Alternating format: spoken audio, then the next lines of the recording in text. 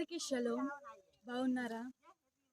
దేవుడు ఆకాశంను, భూమిని, ఈ సర్వ సృష్టిని మన కోసం సృష్టించాడు.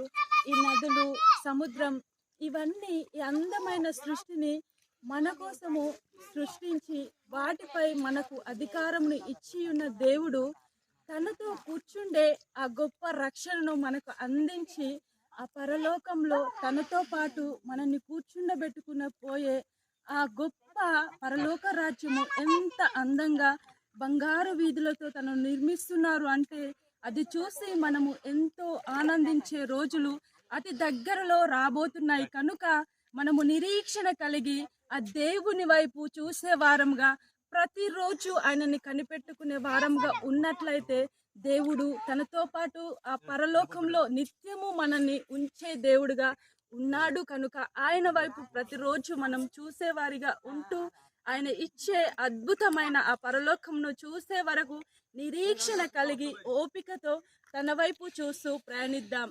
God bless you.